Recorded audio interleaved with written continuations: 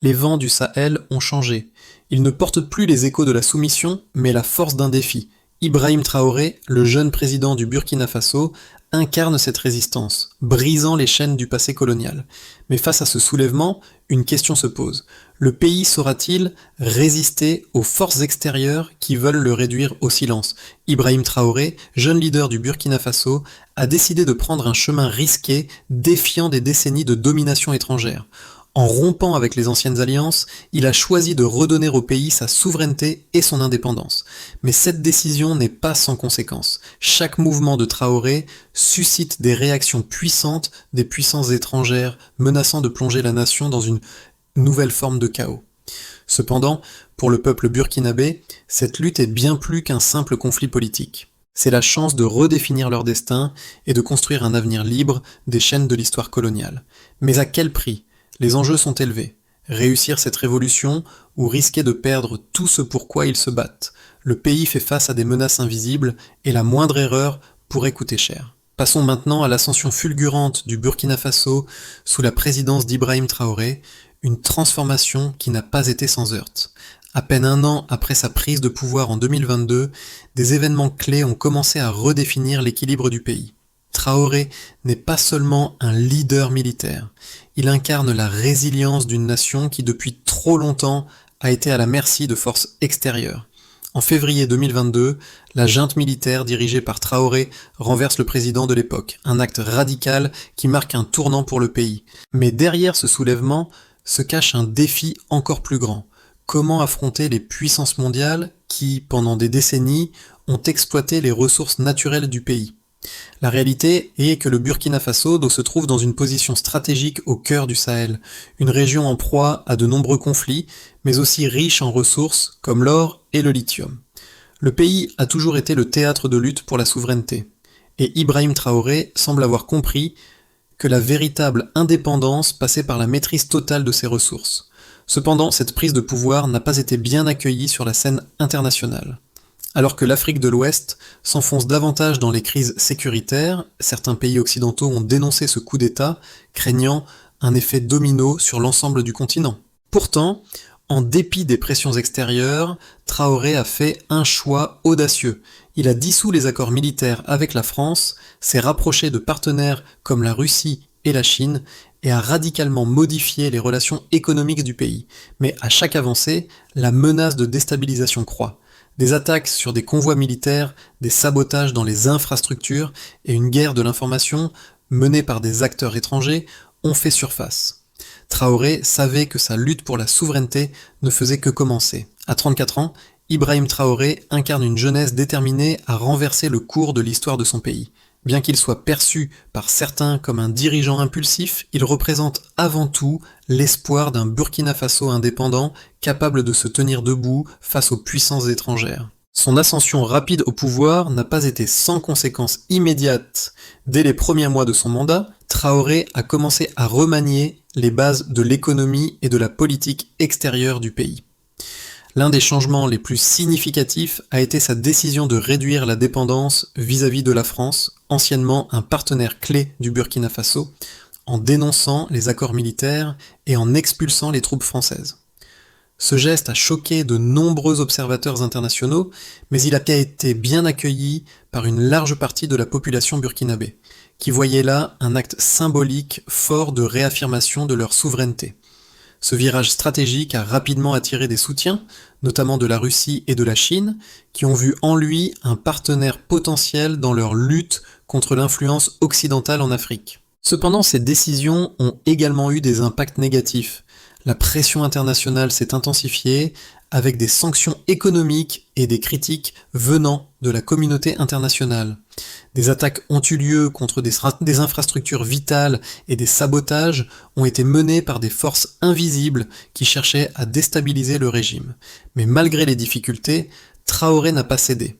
Au contraire, il a renforcé la position de son gouvernement et sa décision de ne pas céder face à la pression étrangère a consolidé son autorité sur le terrain. Dès que Ibrahim Traoré a pris les rênes du Burkina Faso en janvier 2022, la scène politique du pays a été bouleversée. Le renversement du président Roch Marc Christian Kaboré, porté par une insurrection militaire, a marqué le début d'une nouvelle ère. Mais le défi pour Traoré n'a pas été seulement de prendre le pouvoir. Il a dû naviguer dans un contexte de violence croissante, alimenté par des groupes terroristes et des militants islamistes qui avaient infiltré le pays et toute la région du Sahel. Le premier événement marquant a été l'attaque des villages du Nord, en février 2022. Des villages entiers ont été détruits et des centaines de civils ont perdu la vie. Les images de cette violence ont secoué l'opinion publique internationale et intensifié les critiques contre la junte au pouvoir. Toutefois, Traoré a réagi rapidement, en annonçant un changement radical dans la stratégie de lutte contre les groupes extrémistes, cherchant à redéfinir les priorités de sécurité nationale en s'appuyant davantage sur les forces locales et en mettant un terme aux contrats militaires étrangers. En avril de la même année, un autre événement clé a révélé les ambitions de Traoré, la rupture avec la France. En réponse à l'inaction des troupes françaises qui n'ont pas su endiguer la progression des groupes djihadistes, le Burkina Faso a décidé de demander leur retrait. Ce fut un acte symbolique fort, mais aussi une décision pragmatique. Traoré savait qu'il devait reconstruire la souveraineté du pays, et cela passait par la fin des accords militaires avec la France et une réorientation vers des partenaires alternatifs comme la Russie et la Chine. Cette décision a provoqué un changement de dynamique sur le terrain. Alors que les troupes françaises se retiraient, d'autres alliés, comme les Wagner, ont commencé à s'installer dans le pays, promettant une aide militaire et logistique accrue. Bien que ce partenariat ait cependant soulevé des inquiétudes internationales, pour Traoré, c'était un moindre mal comparé à l'échec du partenariat avec la France. Il se rendait bien compte que sa vision de l'indépendance n'allait pas de pair avec des dépendances étrangères. Cependant, ce tournant a exacerbé les tensions avec les puissances occidentales.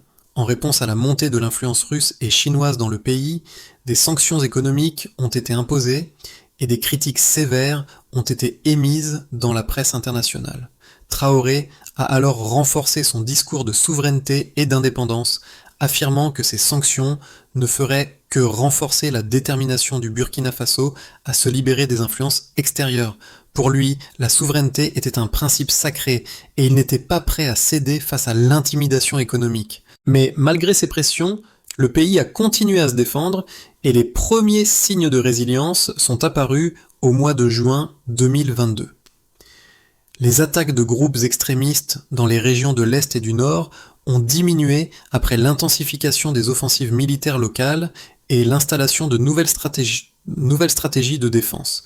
La consolidation des forces locales a porté ses fruits et Traoré a utilisé les ressources naturelles du pays pour renforcer l'économie, notamment en réorientant les exportations d'or et de lithium vers des partenaires non occidentaux. En parallèle, les tensions internes ont fait surface. Si une partie de la population soutenait fermement Traoré, une autre part s'inquiétait des dérives autoritaires du régime. Les opposants ont vu dans cette politique de souveraineté une volonté de contrôler la société burkinabé d'une main de fer. Les manifestations ont éclaté mais ont été réprimées rapidement. Néanmoins, Traoré n'a pas cédé.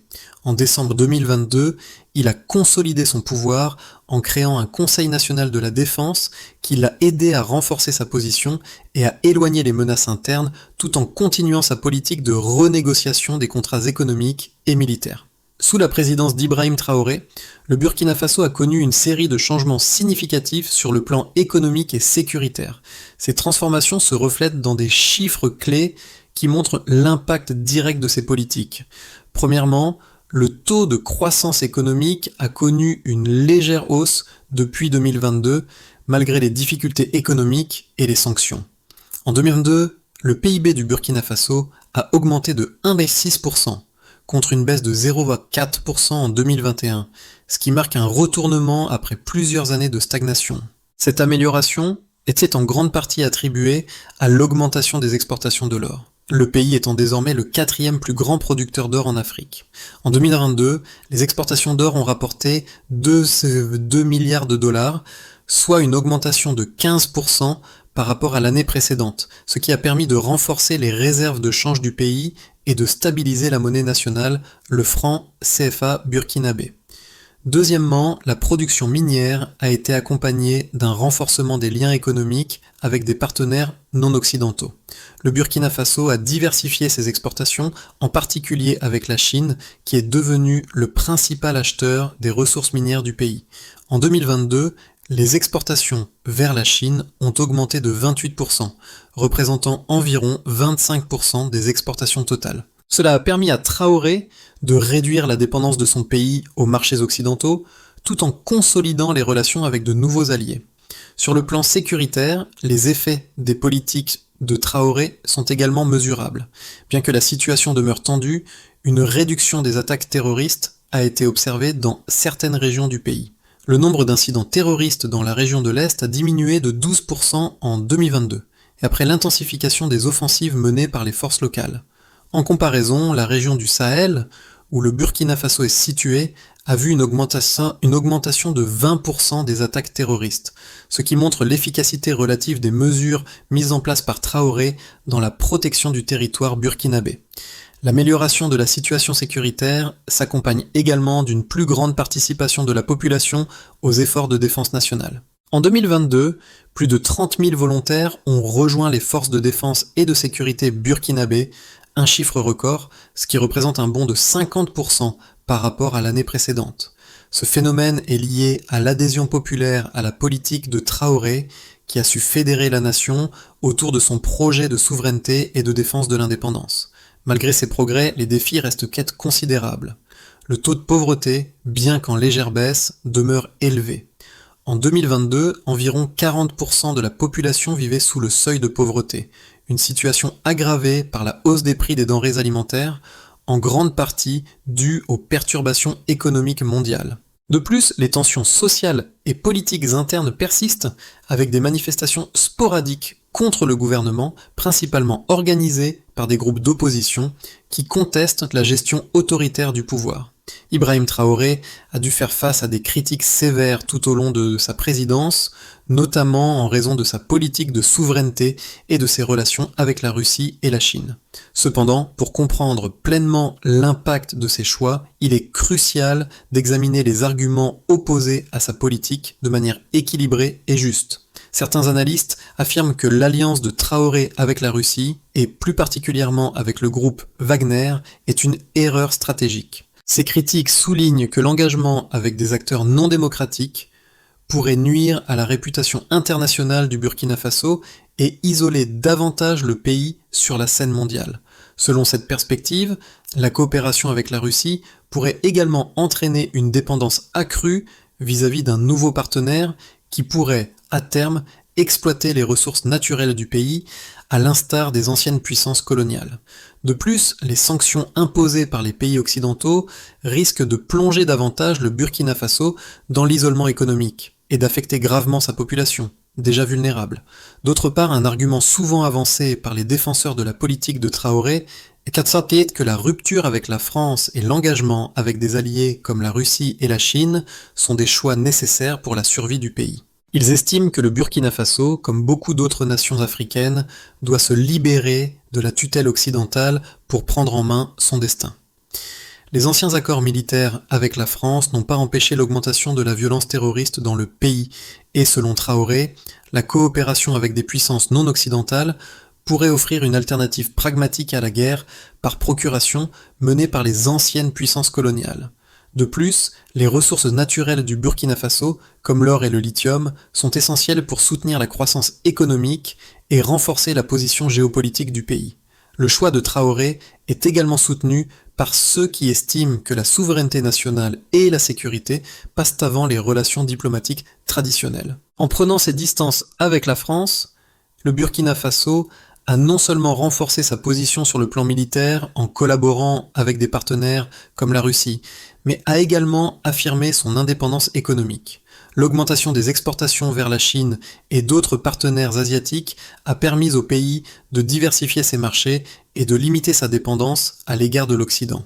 Ainsi, bien que la politique de Traoré soit loin d'être parfaite, Elle offre au Burkina Faso une occasion unique de réinventer ses relations internationales et de tracer une voie vers un avenir plus autonome. Les choix d'Ibrahim Traoré n'ont pas seulement redéfini la politique intérieure du Burkina Faso, mais ont aussi provoqué un bouleversement régional. Le retrait des troupes françaises et la montée en puissance de la Russie en Afrique de l'Ouest marquent un tournant stratégique. Pourtant, malgré ces avancées, la réalité de la souveraineté du pays demeure fragile. Le Burkina Faso est désormais au centre d'une guerre d'influence où les enjeux sont bien plus importants que la simple défense des frontières. Un tournant majeur est survenu lorsqu'en 2023, des attaques coordonnées ont frappé plusieurs installations clés à Ouagadougou. Ce fut le signal que les forces extérieures ne se contentaient plus de soutenir des rébellions locales. Elles cherchaient activement à déstabiliser le gouvernement de Traoré. Mais plutôt que de céder à la panique, le président a réagi en consolidant son pouvoir, renforçant les alliances avec des partenaires comme la Chine, tout en mettant en place des mesures de défense intérieure sans précédent. Dans ce contexte, la grande question reste: combien de temps le Burkina Faso pourra-t-il maintenir cette position de défi face à une pression croissante, tout en conservant son indépendance nationale intacte? Les choix d'Ibrahim Traoré ont eu des répercussions profondes, non seulement pour le Burkina Faso, mais aussi pour l'ensemble de la région du Sahel. Alors que le pays s'efforce de se libérer de l'influence étrangère, plusieurs conséquences tangibles commencent à se dessiner. D'abord sur le plan des répercussions économiques. La rupture avec la France et la réorientation des partenariats commerciaux ont immédiatement affecté l'économie. Les sanctions économiques imposées par l'Occident ont entraîné une hausse de l'inflation, particulièrement des prix des denrées alimentaires et de l'essence. Selon les estimations, l'inflation a atteint 9,3% en 2023, un pic jamais vu depuis une décennie. Cependant, cette pression a également poussé le gouvernement à développer des solutions alternatives. Par exemple, les accords avec la Chine ont permis au Burkina Faso d'accéder à des financements pour ses infrastructures, tout en réduisant sa dépendance vis-à-vis de l'Occident. Bien que ces choix aient permis de renforcer l'économie sur certains aspects, ils ont aussi engendré une crise sociale qui pèse lourdement sur les ménages les plus vulnérables. Ensuite, en matière de sécurité intérieure, la lutte contre le terrorisme est l'une des priorités du gouvernement de Traoré. Mais malgré des progrès dans la mobilisation des forces locales et la mise en place de stratégies de défense adaptées, la menace terroriste reste omniprésente. En 2023, le nombre d'attaques a diminué de 12% dans certaines régions, notamment dans l'est et le nord du pays, mais les violences continuent de toucher les zones frontalières. L'instabilité régionale ne permet pas d'envisager une paix durable dans l'immédiat, d'autant que les groupes terroristes profitent de la faiblesse des États voisins pour étendre leur influence. Cette situation crée une pression constante sur le gouvernement, qui doit jongler entre la répression des groupes armés et la gestion des tensions sociales internes. Puis concernant l'impact social et politique, le changement radical de direction sous Traoré a aussi entraîné des bouleversements sociaux. Si une partie importante de la population le soutient dans sa quête d'indépendance, un nombre croissant de Burkinabés commence à exprimer des préoccupations concernant la dérive autoritaire du régime. Les manifestations, bien qu'écrasées par les forces de sécurité, témoignent d'un malaise grandissant. Dans les villes comme Ouagadougou et Bobo-Dioulasso, des voix s'élèvent pour dénoncer les atteintes aux libertés individuelles et la répression des opposants politiques. Pourtant, Traoré persiste, arguant que la survie de la nation exige une telle discipline et que la démocratie viendra avec le temps.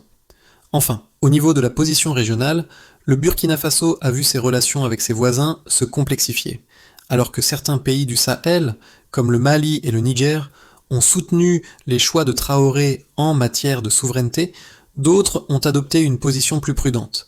Les pays de la CEDEAO ont exprimé leur inquiétude face à l'instabilité croissante dans la région, renforçant ainsi les sanctions contre le Burkina Faso. Cependant, ce contexte de défi régional a aussi encouragé la formation de nouvelles alliances, notamment avec la Russie et la Chine, qui voient dans ce repli stratégique une opportunité de renforcer leur présence en Afrique de l'Ouest. En somme, l'ère Traoré est marquée par des changements profonds mais incertains. Le Burkina Faso semble avoir retrouvé une certaine autonomie, mais cette indépendance s'accompagne de tensions internes et externes qui compliquent son avenir. Les années à venir seront cruciales pour déterminer si ce modèle de souveraineté pourra se maintenir ou s'il finira par entraîner un isolement dangereux pour le pays. En regardant l'avenir du Burkina Faso, 3 scénarios se dessinent pour les 6 à 12 prochains mois, chacun reposant sur l'évolution des politiques internes et des dynamiques internationales. Le premier scénario, de consolidation et optimiste, imagine qu'Ibrahim Traoré réussit à maintenir le cap en consolidant l'indépendance de son pays et en renforçant son pouvoir.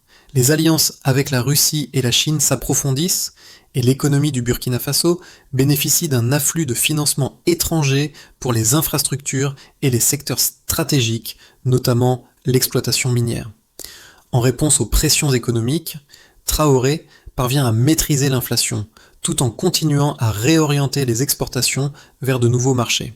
Le soutien populaire reste fort grâce à une amélioration progressive de la sécurité, particulièrement dans les régions du nord et de l'est, où les attaques terroristes diminuent davantage. L'influence de l'Afrique de l'Ouest, renforcée par le soutien de pays comme le Mali et le Niger, permet au Burkina Faso de maintenir son autonomie tout en bénéficiant de l'alignement régional.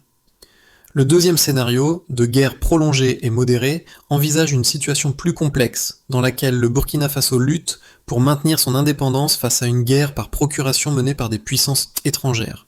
Malgré les efforts de Traoré pour stabiliser la situation, les tensions internes et externes augmentent.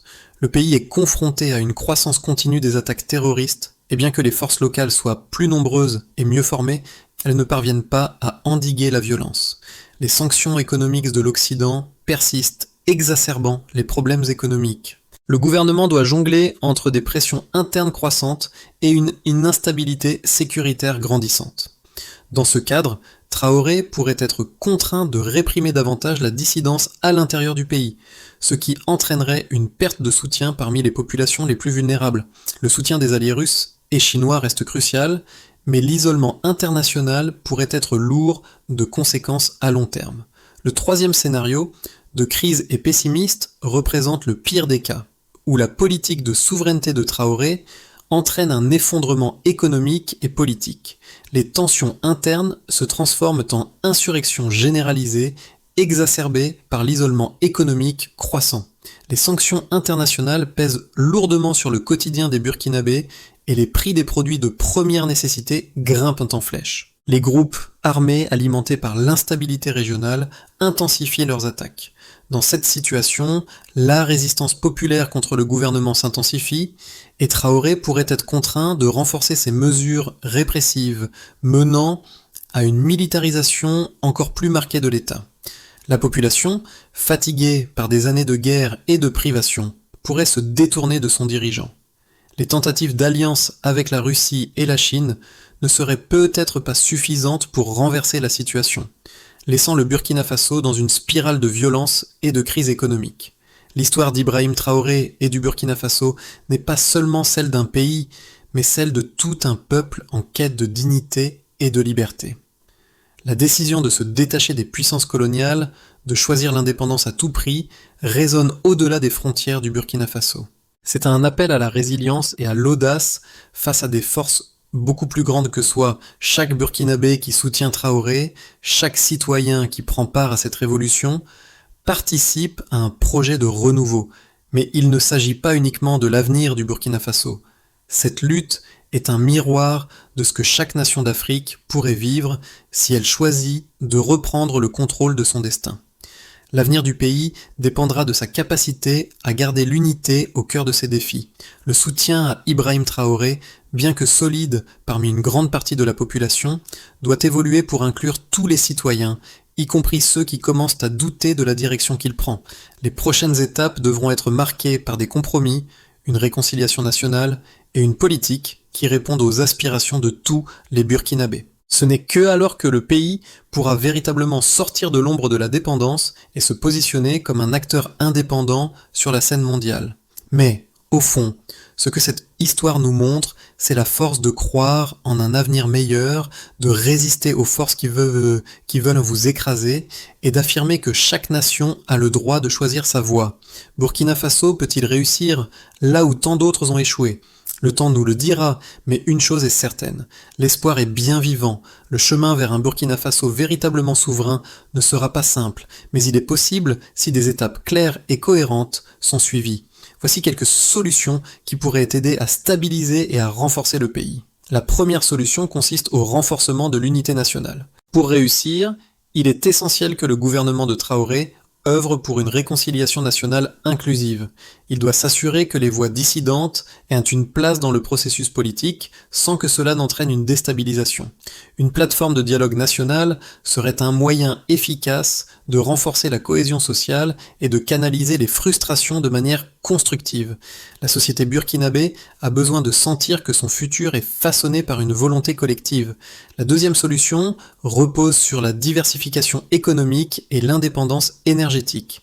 Afin de réduire la dépendance du Burkina Faso vis-à-vis des pays étrangers, notamment en matière de ressources naturelles et de commerce, il est crucial d'investir dans des secteurs autres que l'exploitation minière. Le pays devrait se concentrer sur le développement de l'agriculture durable et de l'industrie en créant des infrastructures locales pour transformer les ressources sur place. Parallèlement, la recherche sur les énergies renouvelables, telles que l'énergie solaire, devrait être une priorité pour assurer l'autosuffisance énergétique du pays. La troisième solution concerne la révision du système de défense et de sécurité. Le renforcement de la sécurité nationale est une priorité absolue. Le gouvernement de Traoré doit continuer à investir dans la formation et l'équipement des forces locales, tout en modernisant l'intelligence nationale pour prévenir les menaces terroristes. L'objectif devrait être de rendre chaque région du pays capable de se défendre seule, en intégrant des stratégies de sécurité communautaire qui engagent directement les citoyens. La quatrième solution porte sur la diplomatie régionale et internationale. Enfin, le Burkina Faso doit continuer à travailler sur ses alliances, en particulier avec les pays voisins, tout en veillant à ne pas s'isoler complètement. La diplomatie active, notamment avec les pays du Sahel, de l'Afrique de l'Ouest et des nouvelles puissances mondiales comme la Russie et la Chine, est cruciale pour garantir la sécurité économique et politique à long terme. Ibrahim Traoré n'est pas simplement un leader, il est devenu un symbole d'espoir pour tout un peuple. Le Burkina Faso, ce pays né dans les cendres de l'histoire, porte en lui l'âme d'une révolution qui ne cherche pas seulement à se libérer du joug des puissances coloniales, mais à redéfinir ce que signifie être une nation souveraine. Traoré, tel un feu sacré, incarne cette volonté de résister, de se relever après chaque épreuve, de se battre pour une liberté qui appartient au peuple burkinabé. Ce n'est pas un simple combat pour le pouvoir, mais un combat pour l'identité et la dignité. Comme Sankara l'a fait avant lui, Traoré veut offrir à son peuple un futur où il peut respirer, là où chaque citoyen, qu'il soit paysan, étudiant ou militaire, peut se sentir partie prenante d'une histoire nouvelle. Les échos de cette lutte se propagent au-delà des frontières du Burkina Faso vers d'autres nations d'Afrique, rappelant que la souveraineté est un droit qui ne doit jamais être sacrifié.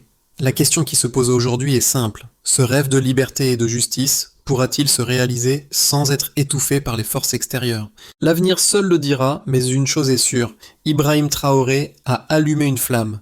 Et cette flamme, aussi fragile soit-elle, continue de briller dans l'obscurité. L'histoire du Burkina Faso, sous la conduite d'Ibrahim Traoré, est un appel à la réflexion pour nous tous. Si un petit pays, pris en étau entre des forces mondiales et des conflits internes, peut choisir de résister, de se relever et de se réinventer.